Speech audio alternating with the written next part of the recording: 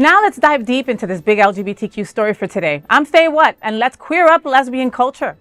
LA Wildfires permanently closed lesbian bar with only one left in LA. The devastating LA wildfires, claiming 9,000 buildings and 24 lives in just 1 week, have now taken another cherished part of the queer community. The Ruby Fruit, a beloved lesbian bar in Silver Lake, had to announce its closure due to the financial toll of the disaster. In an emotional Instagram post, owners Emily Billigus and Mara Hepkersman shared, quote, "Operating the Ruby Fruit is no longer possible due to the financial impact from the current natural disaster," end quote. Opened in 2023, the Ruby Fruit was more than a wine bar. It was a rare safe haven for LGBTQ women in LA, offering community through events like Transcendent Tuesdays and Verse for Verse poetry nights. The name honored Rita Mae Brown's iconic lesbian novel, Ruby Fruit Jungle. This closure is especially poignant given the sharp decline in lesbian bars across the U.S., down from 200 plus in 1980 to under 20 by 2025. Though its doors are closing, the Ruby Fruit remains a hub of hope.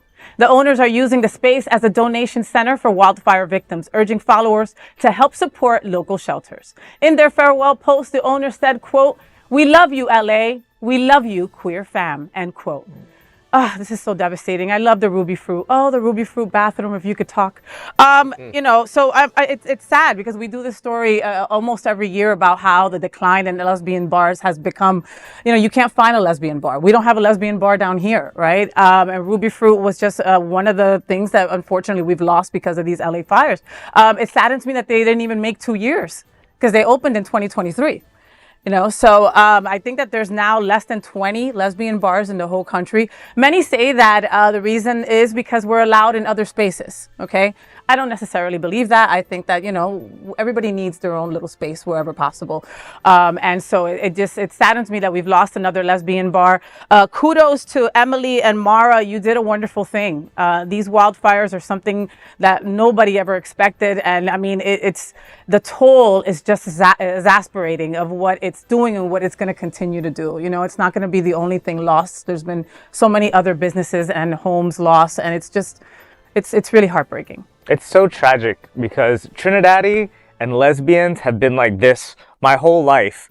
Not gay men, for some reason. Me and lesbians, present company excluded. But we're good now. We're good now. We're good now. We're good now. Yeah. So I've always thought that gay men had the shorter end of the stick when it came to discrimination, when it came to gay bashing and, physical violence. And because we live in a misogynistic society, and the worst thing that you can do as a man is to behave like a woman, Mm-hmm. So I've felt that lesbians have never had their proper space. And it is crazy in South Florida with this huge LGBT community that we don't have a lesbian bar. There used to be Pennies at the Duke that was in West Palm, and that's closed down. And so to have a space in LA, there's only one lesbian bar, and all of LA, yeah. West Hollywood, the whole area, it's crazy to me. So, I don't know what do you think the reason is? Is it that they're just not as sexually because gay men are looking for places I think it's financial support. It's gotta be. Of course, it's financial support, right? The thing is that generally speaking, women hook up and then stop going out. Okay, women prefer to save their money to go on an Olivia cruise or go on a happening out travel cruise than go party every weekend. We'd rather spend our money that way. And for the most part, when we hook up with somebody, and we stay with them forever. What does a lesbian bring on the second date? A U-Haul, because we tend to really get into a couple and then just be. Yeah. We might meet you at the club, but we won't go back to the club once we're coupled up. There are exceptions to the rule like there are anywhere. Like when I met my wife, I was like, listen, understand that I'm still going to go out. I still want to go out. That is still a big part of me. She wants to sit on the couch. Right, you're atypical. You are atypical. And I think I'm a lesbian. Probably, but you're not the typical gay man. You are atypical for a lesbian. Like you said, they want to stay home. You are you act like a gay man. You basically go out to the club. I have a harness. You love your gay man, your friends, and you get along with all of them.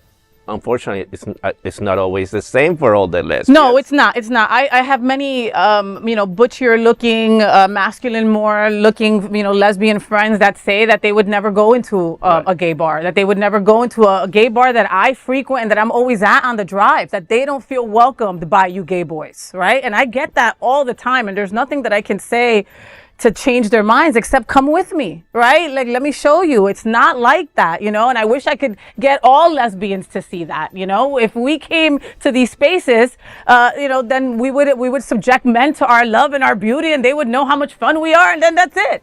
I mean, would men bitch? Probably, but you have to at least try. Right, but things are changing, not always for the better, even for gay clubs. Even for gay clubs, including big cities like New York and LA and Miami, as we know. Maybe not the case for Fort Lauderdale, but gay clubs are also closing. Yeah. Now, it's hard for me to believe that with so many powerful lesbians living in LA, they couldn't support this bar or rescue this bar from closing. Yeah. I understand the situation right now with the wildfires. But owning a business isn't easy, Bobby, right? I mean, owning a business, an establishment that you are marketing, branding, everything that has to do with overhead, in-house, front of the house, back of the house, all that stuff comes into play, and the economy everything has costed a lot more, right? I mean, are you surprised by another lesbian bar closing down? Very. I know how difficult it is for a place like Scandals. We had 996 people there on Sunday at our tea dance. And, we wake up Monday, how'd we do? Because, Monday, Tuesday, and Wednesday were good, but it's not anything special. And it does take so much. It takes a village to make Scandals Bar what it is. I mean, from the DJs to all the things that we have to deal with the parking, the valet parking, the insurance. We're opening up the Scandals Grill now this weekend to try to bring value, to bring food into the place. Oh, and your brunch is delicious, kid. That's at Tropics, but it is really hard to be profitable in the world today, in the gay bar business, in the gay restaurant business, gay-friendly restaurant business, because of the fact, like you said, the community now feels freer. You're more accepted. You go down to Los Olas and nobody is pushing you off the sidewalk anymore. And as a matter of fact, you're being welcomed, and I think that they're being extra nice by showing their welcoming because they know our spending power. They want our money. Right. We have a dynamic spending power. And it's very sad that the women bars are not around like they used to be. But to your point, and I think it's a good point, that, listen, I'm married for 23 years. I love staying home on Thursday night. I love cooking at home, going to Fresh Market. What are we doing? So the whole concept of the bar scene is not necessarily for me, but I'm 60. You don't have and I don't think that women in general, they would rather go save their money and save and get the backyard looking great and buy the new car. And I think they're better spenders of their money. They're better savers. I bet if you did an analysis of two 50-year-old women that have been together 20 years against two 50-year-old men who have been together 20 years, and if you did a poll of maybe 100 each, I bet the women have a much higher net worth, more savings, and probably... Well, no, because women are still paid less on the dollar. Yeah, but I still think the men spend a lot more, and I think that the women are better savers. I mean, on a pro rata basis. Yeah. I think on pro rata, that, if you had a combined income of $100,000, I bet the women are better off than the men who have a combined income of... I think that we should now have a television show for us to give the gay male perspective and the lesbian perspective. I just think the women are smarter and better savers. And the first place we should go, which is a silver lining in this, is that we do have one gay bar that is reopening in West Palm Beach, HG Roosters, which has been my favorite gay bar of all time. Awesome. And I have gone there. Reopening. Probably next month.